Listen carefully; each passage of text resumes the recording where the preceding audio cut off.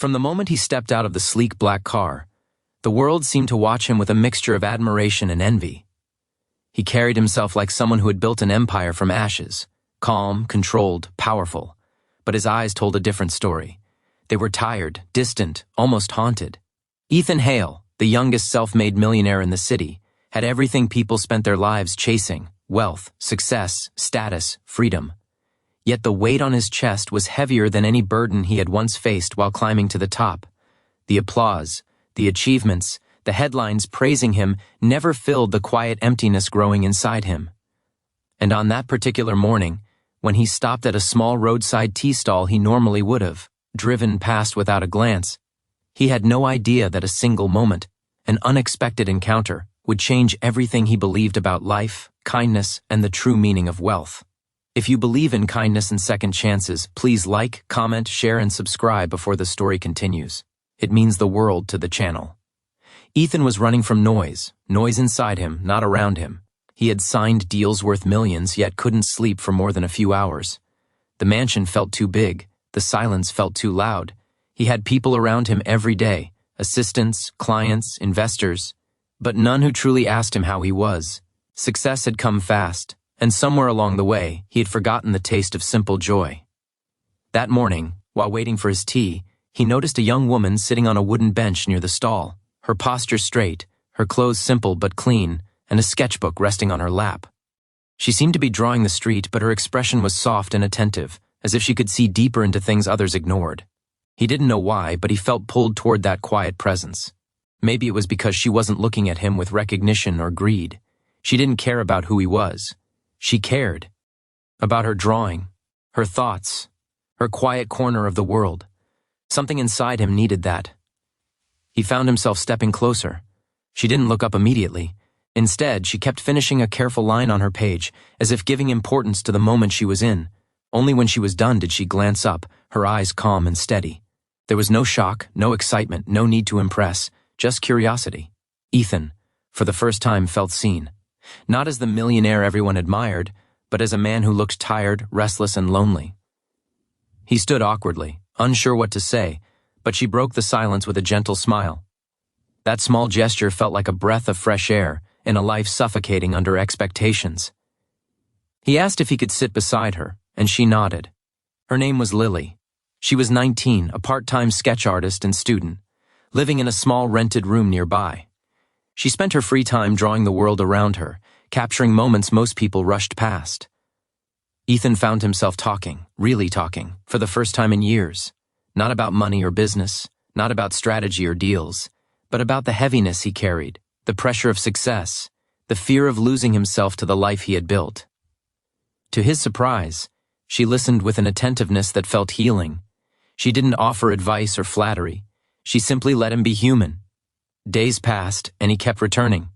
Sometimes he brought tea for both of them. Sometimes he simply sat beside her while she drew. Slowly, quietly, Lily became his escape from the crushing world he lived in. She didn't treat him like a millionaire. She treated him like someone who needed rest, and he found comfort in her presence, her simplicity, her gentle understanding of the world.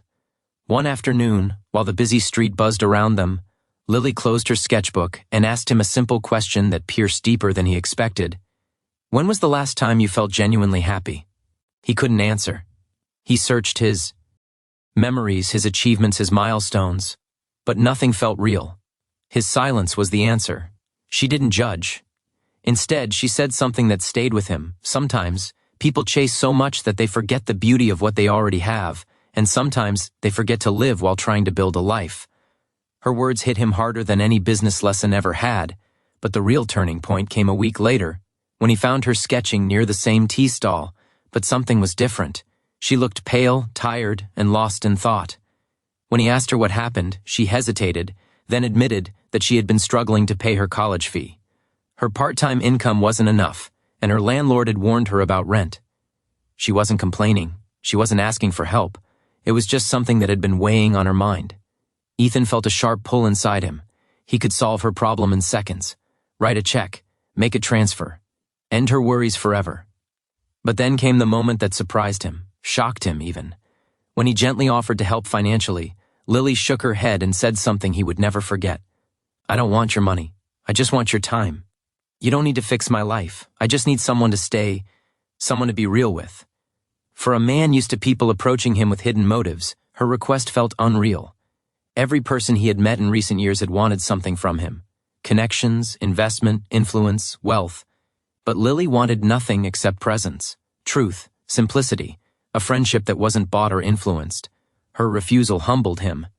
He realized then that money wasn't the gift people needed most. Sometimes, the rarest gift was genuine care. Days grew into weeks, and Ethan started showing up not because he needed escape, but because he found a version of himself around her that he liked. She reminded him of humanity, of small joys, of a world beyond numbers and transactions. She showed him how to notice things again. The warmth of sunlight, the sound of laughter from nearby kids, the smell of rain before it fell, the comfort of sitting beside someone who didn't expect anything extravagant. Ethan slowly changed. He became softer, kinder, more aware of people around him. The staff in his company noticed it first. He greeted them more warmly. He listened more. He asked his driver about his children. He thanked the security guards. He took breaks to breathe, and Lily's influence wrapped around his life silently, beautifully, reshaping him from inside out. But life, as always, had its storms. One evening, Lily didn't show up at the usual bench. Ethan waited for hours, worry rising inside him like a tidal wave. She never missed a day. Not once. He searched the streets, the tea stall, even asked around, until he found out she had fainted earlier that day and had been taken to a small clinic. His heart raced as he rushed to see her, and when he found her lying on a narrow bed, her eyes closed in exhaustion, something inside him cracked. She woke slowly, offering him a tired smile, and only then did he learn the truth she had kept hidden. She had been skipping meals to make rent, working extra hours, pushing herself beyond limits. She didn't want pity. She didn't want help. She wanted to stand on her own. But her body had finally given up. Ethan felt a wave of guilt. He had been finding comfort in her presence while she silently suffered. That night, sitting beside her bed, he realized what she truly meant to him, not just as a friend, but as someone who had awakened his heart when he thought it was numb. The next day, she tried to leave the clinic early, insisting she had work. Ethan stopped her gently and asked what she needed, really needed.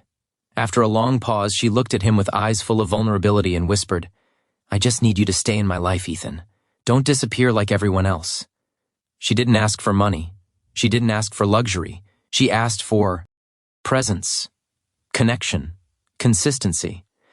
And that request surprised him more than anything his wealth had ever brought into his life. From that moment, Ethan made a silent promise to be someone she could count on, not as a savior, not as a millionaire fixing problems, but as a human being who cared. He helped her recover, made sure she had enough food, ensured she didn't overwork, and did it all without taking away her independence. She continued studying, continued drawing, continued chasing her dreams. He simply supported her quietly, respectfully. In return, she gave him something no amount of money had ever been able to buy: peace, purpose, and a sense of being truly known. Slowly, the emptiness inside him faded. He wasn't healed completely, but he was no longer alone, and Lily, with her gentle strength, reminded him every day that life wasn't about how much he earned. It was about how deeply he lived. If this story has touched your heart even a little, please like, comment, share, and subscribe. Your engagement helps the channel grow and inspires more stories like this. Before we end, please comment below. Kindness is priceless. Ethan's world became brighter, not because of his wealth, but because someone taught him how to feel again.